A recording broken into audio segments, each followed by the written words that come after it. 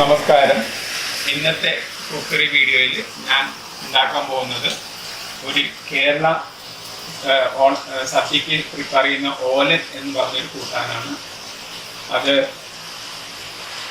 വളരെ സിമ്പിളായിട്ട് ഉണ്ടാക്കാൻ പറ്റുന്ന ഒരു കറിയാണ്. നമ്മൾ സാധാരണഗതിയിൽ സദ്യക്കും കല്യാണ സദ്യക്കും നമ്മുടെ ഓണത്തിനും ഒഴിച്ചുകൂടാൻ പറ്റാത്ത ഒരു വിഭവമാണിത്. എല്ലാവർക്കും ഉണ്ടാക്കാൻ പറ്റുന്നതാണ്. ഇതിന് ഈ ഓലനിൽ ഇതിൻ്റെ കൂടെ കുറച്ച് തക്കാളിയും ഒരു കഷ്ണം പട്ടയും കൂടി ഇട്ട് കഴിഞ്ഞാൽ അത് നമ്മൾ ചപ്പാത്തി കറിയായിട്ടും ഉപയോഗിക്കാൻ പറ്റുന്നതാണ്. നിങ്ങളെല്ലാവരും ഇഷ്ടപ്പെടുന്ന ഒരു ഐറ്റമാണെന്ന് വിചാരിക്കുന്നു. നമുക്കിത് എങ്ങനെയാണ് ഉണ്ടാക്കണമെന്ന് നമുക്ക് ട്രൈ ചെയ്യാം, നോക്കാം. അതിന് വേണ്ട പച്ചക്കറിയും സാമഗ്രികളും എല്ലാം കൂടി ഞാനിവിടെ അടുക്കി വെച്ചിട്ടുണ്ട്. ഞാൻ ഓരോന്നായിട്ട് കാണിച്ചു തരാം. ആദ്യം തന്നെ ആവശ്യത്തിനുള്ള പച്ചമുളക്, ഇത്തിരി ചെറുപയർ, ഇത്തിരി വൻപയർ, പിന്നെ ചേമ്പ് അരിഞ്ഞത്, പിന്നെ മത്തങ്ങ അരിഞ്ഞത്, ക്യാരറ്റ് അരിഞ്ഞത്, കുമ്പളങ്ങ അരിഞ്ഞത്, ആവശ്യത്തിനുള്ള ഉപ്പ്, വേപ്പില, വെളിച്ചെണ്ണ. ഈ ഓലൻ ഉണ്ടാക്കാൻ സാധാരണഗതിയിൽ ഒരു പ്രത്യേകതരം അരിയലാണ് അരിയുന്നത്. അത് എങ്ങനെയാണെന്ന് വെച്ചാൽ കുമ്പളങ്ങ നമ്മളിങ്ങനെ സ്ലൈസായിട്ട് അരിഞ്ഞെടുത്തിട്ട് അതിന് ഇങ്ങനെയാണ് അരിയേണ്ടത്.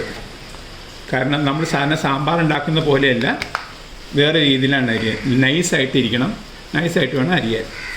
കണ്ടോ ഇങ്ങനെ. അതുപോലെ ക്യാരറ്റും അതെ, ഇങ്ങനെ തന്നെ നൈസായിട്ട് അരിഞ്ഞെടുക്കുക.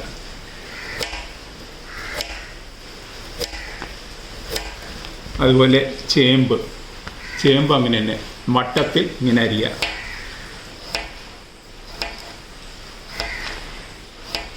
ഓക്കെ, ഇനി നമുക്കിത് പാകം ചെയ്യുന്നത് എങ്ങനെയാണെന്ന് നോക്കാം.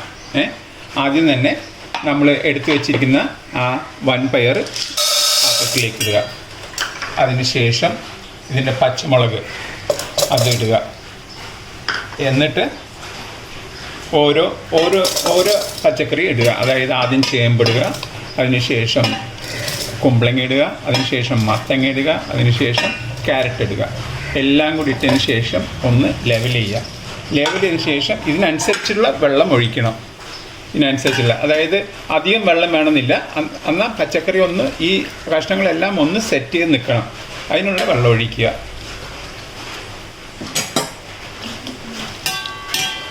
എന്നിട്ട് നമ്മൾ കത്തിക്കുക, ഗ്യാസ് ഓൺ ചെയ്യുക. ഇപ്പോൾ ഓൺ ചെയ്തു. ഇനിയിപ്പോൾ അത് വെന്ത് വരണം. വെന്തതിന് ശേഷമാണ് ബാക്കിയുള്ള പ്രൊസീജിയേഴ്സ്. ഇനി നമുക്കിത് വെന്തിട്ടുണ്ടോ എന്ന് നോക്കാം. ഏതാണ്ട് വെന്ത പോലെയുണ്ട്.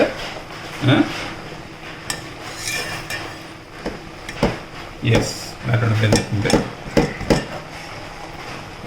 ഇനി ഇതിന് ചേർന്നായിട്ടുള്ള ഉപ്പും കൂടി ഇട്ടേക്കാം.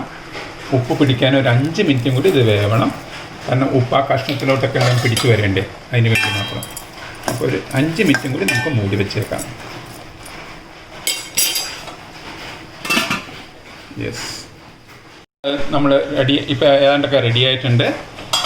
ഇതിൽ അടുത്ത ചെയ്യേണ്ടത് എങ്ങനെയാണെന്ന് വെച്ചാൽ ഒരു തേങ്ങയുടെ പാല് പിഴിഞ്ഞെടുക്കുക. എന്നിട്ട് അത് അവസാനം ഇതിലോട്ട് അങ്ങോട്ട് പതുക്കെ ഒഴിക്കണം.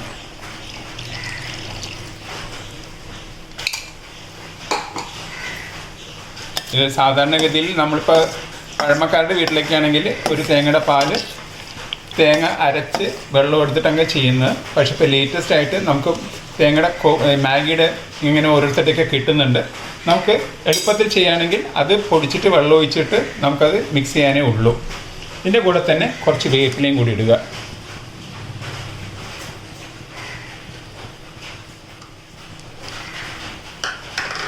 ഇത്തിരി പച്ച വെളിച്ചെണ്ണയും കൂടി ഇടുക. യെസ്, എന്നിട്ട് ഒന്ന് തിളയ്ക്കാൻ വിടണം. തിളയ്ക്കാൻ വിട്ട് കഴിഞ്ഞാൽ ഇനി മൂടി വെക്കണമെന്നില്ല, തിളച്ച് കഴിഞ്ഞാൽ വാങ്ങി വെക്കാവുന്നതാണ്. യെസ്, ഇപ്പോൾ നമ്മുടെ ഓലൻ റെഡിയായി. എല്ലാവർക്കും ഇത് ഇഷ്ടപ്പെടുമെന്ന് വിചാരിക്കുന്നു. മാത്രമല്ല ഒരു മസാലയും ഇല്ലാത്തൊരു കറിയാണ്. നെയ്ച്ചോറുകാർക്കും എല്ലാവർക്കും ഇത് തൃപ്തിയാണെന്ന് വിചാരിക്കുന്നു. നിങ്ങളെല്ലാവരും എൻജോയ് ചെയ്യുക, ഒന്ന് ഉണ്ടാക്കാൻ ട്രൈ ചെയ്യുക. എന്നിട്ട് നിങ്ങളുടെ സജഷൻസ് എന്തെങ്കിലും ഉണ്ടെങ്കിൽ എന്നെ അറിയിക്കാൻ മറക്കണ്ട. Thank you.